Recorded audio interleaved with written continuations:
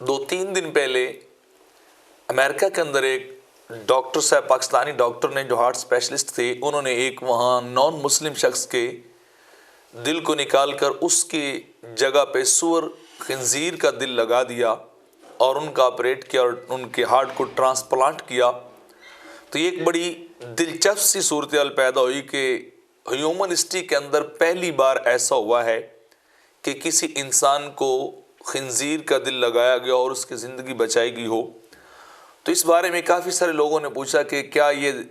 درست ہے یا غلط ہے، ایسا کرنا جائز ہے شرعی طور پر یا نہیں؟ تو آئیے قرآن و سنت کی نظر میں اس بات کا جائزہ لیتے ہیں۔ آپ کسی بھی قانون کا کبھی مطالعہ کر کے دیکھ لیں، اسٹڈی کر کے دیکھیں، تو اس کے اندر کچھ مستثنیات، ایکسیپشنز ضرور رکھی جاتی ہیں، ایکسکیوز ضرور رکھے جاتے ہیں۔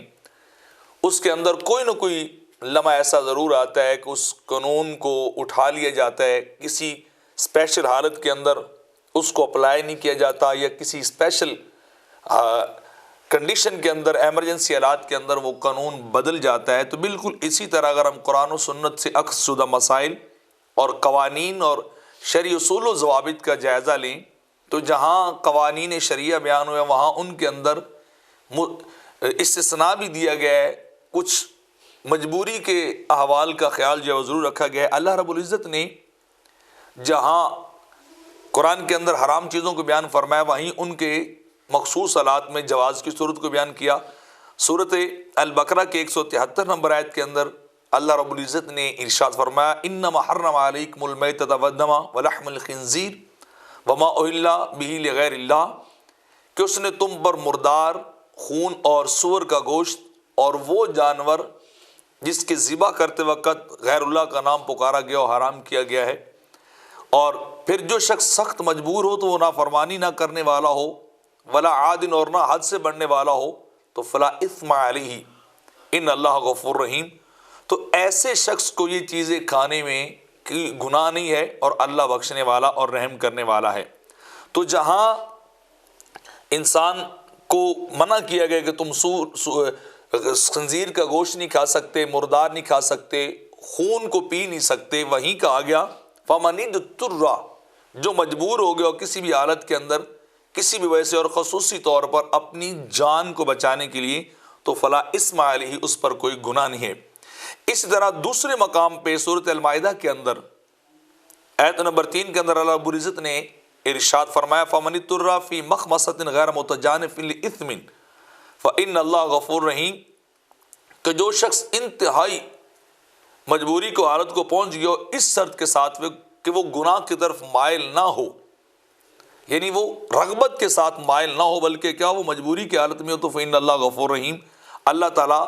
بخشنے والا ہے اور رحم کرنے والا ہے۔ اور اسی طرح سورہ الانعام کی آیت نمبر 119 کے اندر ارشاد فرمایا وَقَدْ فَصَّلَ لَكُمْ وَحَرَّمَ عَلَيْكُمْ، اللہ نے بڑی تفصیل کے ساتھ حرام کردہ چیزیں تمہارے لیے بیان کر دیں، إِلَّا مَا اضْطُرِرْتُمْ عَلَيْهِ، سوائے ان چیزوں کے جن کے لیے تم مجبور کر دیے جاؤ۔ تو مجبوری کا قانون وہی بیان کیا گیا ہے کہ انسان جو ہے وہ جان بچانے کے لیے ان چیزوں کا استعمال کر سکتا ہے۔ اور اسی طرح سورہ الانعام 145 نمبر آیت کے اندر بھی اللہ رب العزت نے ارشاد فرمایا فَمَنِ اضْطُرَّ غَيْرَ بَاغٍ وَلَا عَادٍ فَإِنَّ رَبَّكَ غَفُورٌ رَحِيمٌ، جو شخص بھوک کی وجہ سے سخت لاچار ہو تو اللہ کی نافرمانی نہ کرنے والا ہو، تو ان ربک غفور رحیم، بے شک تیرا رب بخشنے والا اور رحم کرنے والا ہے۔ اور اسی طرح سورہ النحل کی آیت نمبر 115 کے اندر بھی اسی مضمون اور عنوان کو تقریباً انہی ملتے جلتے کلمات کے ساتھ اللہ رب العزت نے بیان فرمایا فَمَنِ اضْطُرَّ غَيْرَ بَاغٍ وَلَا عَادٍ فَإِنَّ اللَّهَ غفور رحیم، کہ جو شخص انتہائی مجبوری کی حالت میں ہو اور اس کو کوئی شوق نہ ہو، لذت نہ ہو، اور نہ ہی وہ اللہ کی نافرمانی کرنے والا ہو، تو پھر اسے اجازت ہے کہ فإن اللہ غفور رحیم، اللہ بخشنے والا ہے اور رحم کرنے والا ہے۔ اور اسی طرح ایک بہت مشہور حدیث ہے، حدیث رینا اسے بھی کہا جاتا ہے، بخاری شریف کے اندر بھی ہے اور مسند احمد بن حنبل کے اندر بھی یہ روایت نقل ہے کہ کچھ لوگ جو تھے وہ مدینہ طیبہ آئے، انہیں مدینہ طیبہ کی آب و ہوا موافق نہ آئی، تو آقا علیہ الصلوۃ والسلام نے انہیں حکم دیا کہ وہ اونٹوں کے دودھ اور ان کے پیشاب پئیں، یعنی عام نارمل حالات میں ان کا علاج ممکن نہیں تھا اور ان کو ان کی جان کا خطرہ تھا تو انہیں اونٹوں کے دودھ کے ساتھ ساتھ اونٹوں کا پیشاب پینے کا حکم بھی جو ہے وہ دیا گیا۔ اسی طرح شریعت کے اندر مردوں پر سونے کا استعمال کرنا حرام ہے کہ وہ سونا نہیں پہن سکتے کسی طرح کبھی، لیکن مجبوری کی حالت میں ایک صحابی کو آقا علیہ الصلوۃ والسلام نے سونے کی ناک لگوانے کا حکم دیا۔ حضرت عبد الرحمن بن طرفہ سے روایت ہے کہ ان کے دادا حضرت ارفجا بن اسد رضی اللہ تعالیٰ عنہ کی ناک کلاب کے روز کاٹ دی گئی تھی، تو انہوں نے پہلے چاندی کی ناک لگوائی تو اس سے بدبو آنے لگی، تو آقا علیہ الصلوۃ والسلام نے انہیں حکم دیا کہ وہ سونے کی ناک لگوا سکتے ہیں۔ تو اب دیکھیے مجبوری کی حالت میں، خصوصی حالات کے اندر، ایمرجنسی حالات کے اندر سونا مرد کے لیے حلال جو ہے وہ قرار دیا گیا۔ اسی طرح شریعت کے اندر ریشم مردوں کے اوپر حرام کیا گیا۔ آقا علیہ الصلوۃ والسلام نے فرمایا کہ سونا اور ریشم یہ میری امت کے مردوں کے اوپر حرام ہے، لیکن آقا علیہ الصلوۃ والسلام نے حضرت عبد الرحمن بن عوف اور حضرت زبیر رضی اللہ تعالیٰ عنہ کو ریشمی قمیضیں پہننے کی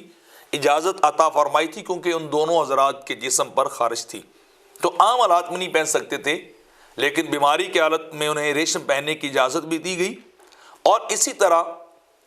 ایک قاعدہ بھی فقہاء کرام نے ان آیات و احادیث سے اخذ کیا ہے کہ الضرورات تبیح المعذورات، کہ ضرورتیں ممنوع چیزوں کو بھی جائز قرار دیتی ہیں۔ اور اس طرح فتاوی ہندیہ کے اندر بھی ہے کہ اگر ایک مسلمان ڈاکٹر کی رائے میں خون، پیشاب اور مردار خانے سے کسی مریض کو شفا مل سکتی ہو اور ان کے متبادل حلال کوئی چیز بھی میسر نہ ہو تو ان کے لیے یہ چیزیں کھانا جائز ہوگا۔ تو یہ میں نے قرآن، حدیث اور اس کے بعد فقہاء کے قواعد کو بیان کیا کہ انتہائی مجبوری کی حالت میں حرام چیزیں بھی انسان پر جائز اور حلال ہو جاتی ہیں۔ تو جب ایک انسان کی جان کا مسئلہ ہو اور اس کو انتہائی بھوک ہو، کھانے کے لیے کہ اور کچھ نہ مل رہا اور اس کے سامنے سور کا گوشت پڑا ہو یا شراب پڑی ہو، تو وہ جان بچانے کے لیے بقدر ضرورت وہ کھا بھی سکتا ہے، وہ پی بھی سکتا ہے۔ اگر وہ نہیں کھائے گا